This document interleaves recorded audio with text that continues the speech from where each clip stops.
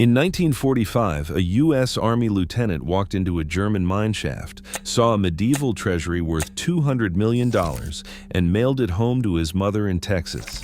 In 1972, the Metropolitan Museum of Art paid $1 million for a Greek vase, dynamited out of an Italian tomb, then spent 34 years lying about where it came from. And in 1897, the British government burned an African kingdom to the ground, stripped its royal palace of 5,000 bronze and ivory artifacts, and cataloged them as gifts. These are 5 stolen artifacts that were erased from history. They were never lost and they were never misplaced. They were deliberately hidden behind forged documents, false inventory entries, Swiss bank accounts, and decades of institutional silence. Number 1. The Quedlinburg Treasures.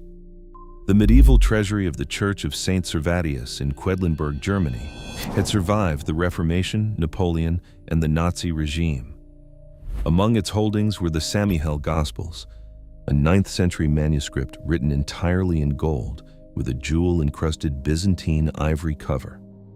In April 1945, U.S. troops discovered the treasury hidden in a mine shaft and posted guards. First Lieutenant Joe Tom Meter, a 28-year-old from Whitewright, Texas, had studied art in college. He knew what he was looking at.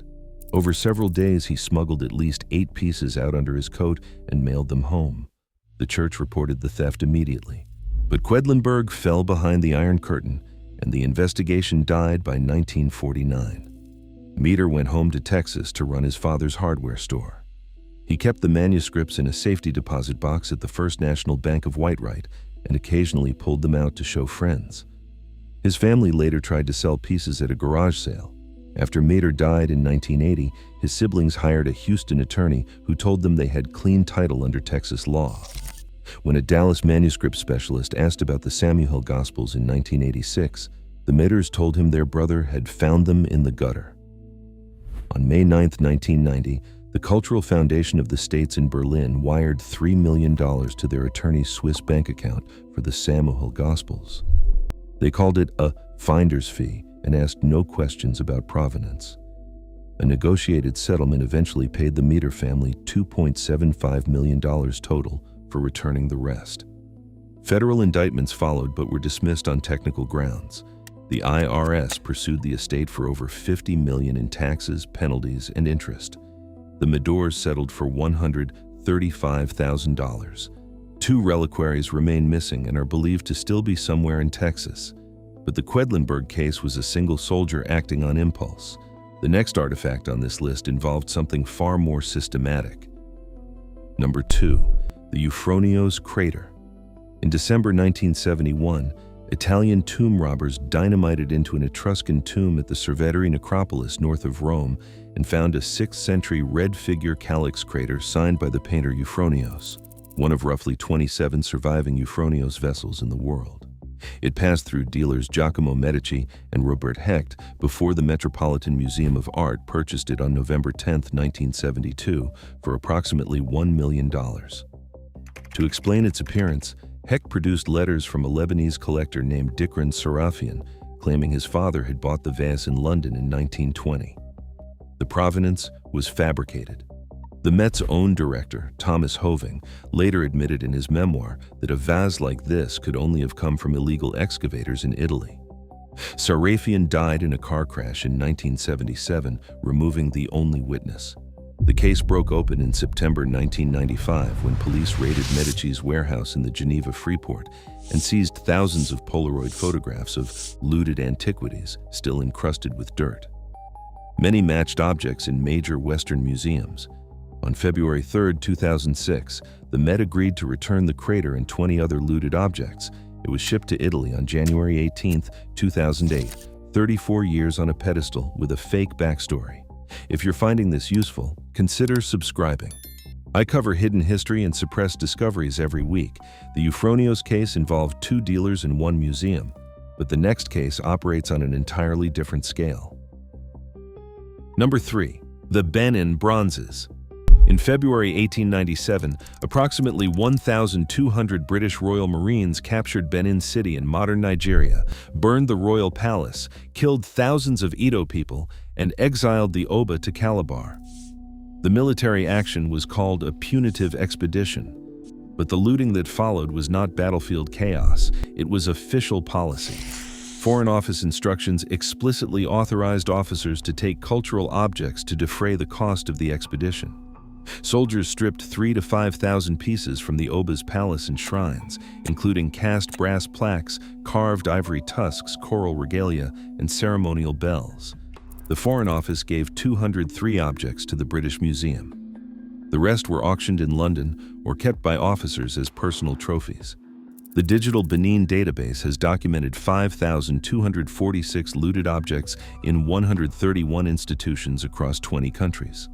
For most of the 20th century, these were cataloged as ethnographic art, or gifts, language that erased their status as forcibly taken state regalia of a sophisticated kingdom. The Oba first requested return in the 1930s. The British Museum, which holds roughly 900 Benin objects, has refused permanent return, citing the British Museum Act of 1963. Germany transferred title of approximately 1,130 bronzes to Nigeria in 2022. The Netherlands transferred 113 objects in 2025. But the British Museum and the Met remain the largest holders of unreturned Benin material. Reclassifying stolen royal regalia as ethnographic specimens for a century is not a crime in the legal sense. It is a vocabulary decision made by curators, repeated in catalog entries, and defended by acts of parliament. That pattern of institutional concealment leads directly into the next case. Number 4. The Lydian Hoard.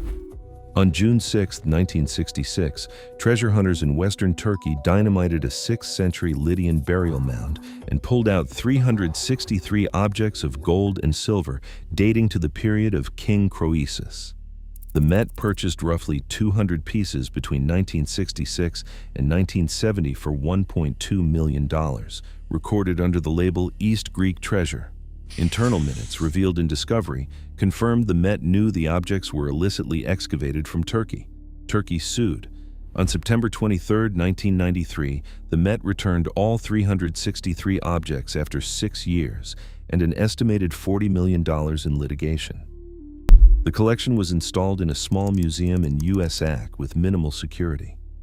Between March and August of 2005, the centerpiece, a gold-winged hippocamp brooch, was swapped for a counterfeit. The fake weighed 23.5 grams. The original weighed 14.3 grams.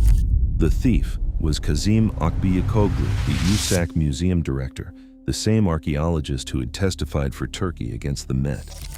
He had sold the brooch to cover gambling debts.